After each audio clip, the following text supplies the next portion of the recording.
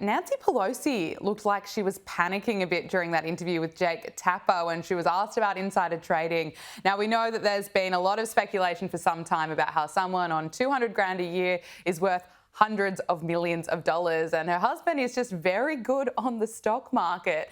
I want to get your thoughts. What do you make of Nancy Pelosi now supporting the stock trading ban, and also the president today calling for her to be investigated?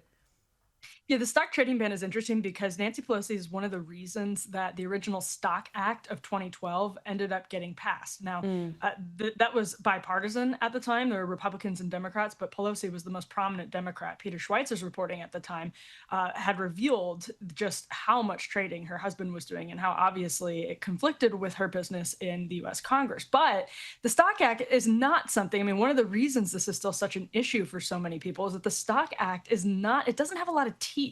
And so you need something else that's basically just a full ban. Otherwise, there's a million ways to get around it. And Nancy Pelosi is now at the end of her career. There's a populist wave here in the United States. I think she sees the writing on the wall. But I mean, come on, like this is where Paul Pelosi has made so much of their family fortune over the last several decades. If this had happened several decades ago, the Pelosi's would be a lot less rich. Yeah, absolutely. Look, it's interesting looking at the Democrats. The party's approval rating is at a record low, but Rolling Stone magazine published polling this week that found that voters see Democrats as more corrupt than Republicans. This is a Liberal poll, Impact Research, that also found that voters deemed it very important, 53% classifying it as a very big priority. Why do you think that is? Why do you think that people are seeing the Democrats as more corrupt?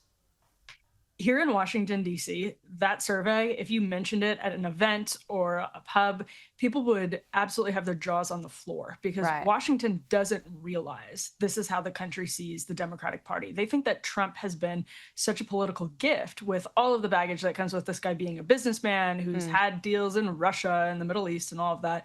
They don't realize that Trump has actually pretty successfully called voters' attention to what Democrats have been doing with less media coverage for years and years in the shadow of the press kind of muckraking on Democrats. And so I think it's actually very interesting, especially now after the myriad news cycles on Elon Musk and Doge, that this poll is still finding that this is a bigger problem for Democrats who really thought that they had a slam dunk with Musk and Doge in terms of overcoming Republicans on metrics exactly like these. So they have a lot of soul searching to do. And honestly, here in Washington, my view is that they are not doing it and they don't even understand what to do at this point. Yeah, well, I think it's not just in Washington. People around the world are thinking, what on earth are they doing? What direction are they going in? Well, we know that a former Vice President, Kamala Harris, has confirmed that she's not going to be entering the 2026 California governor's race,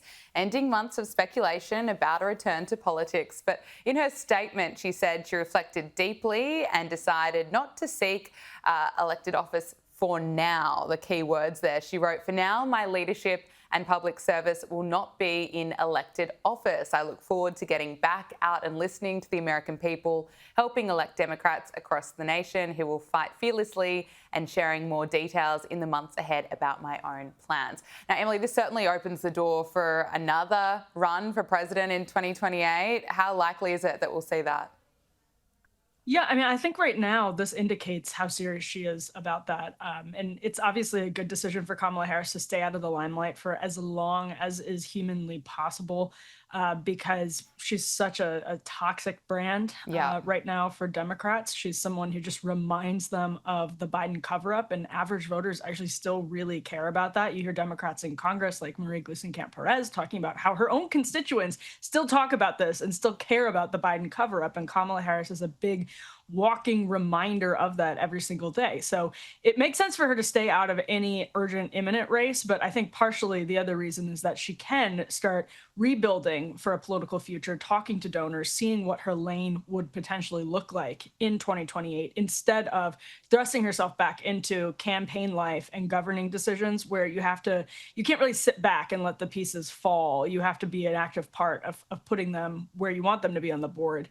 I think she recognizes that it will behoove her to come into that process later and not really be a leader in the Democratic Party's transition phase right now. Well, speaking of the Biden cover-up, former President Joe Biden is now writing a memoir about his time in the White House. He's reportedly getting $10 million up front to write this. I mean, Emily, what are the chances that he's actually going to be writing this one? He might be bringing back the auto pen or staff who are actually running the country to get this done.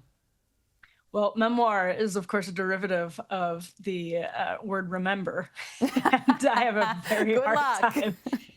I have a very hard time believing that Joe Biden's memories of his time as president of the United States are detailed and vivid enough to constitute a really compelling memoir without someone else filling in a lot of the blanks for him. And I'm sure that's about what we're going to see. He's right now ailing from, I believe, stage 4 cancer, very serious cancer diagnosis. Yeah. So, I mean, it's actually always just makes me sad. I mean, it makes me mad on behalf of the country, but it makes me sad also for him to just see him try to build this legacy after serving in office, trying to run again and dividing the country so much over what was obvious for everybody to see. Yeah, I agree with you. It is so sad, and I think the people around him, including his family members, have a lot to answer for.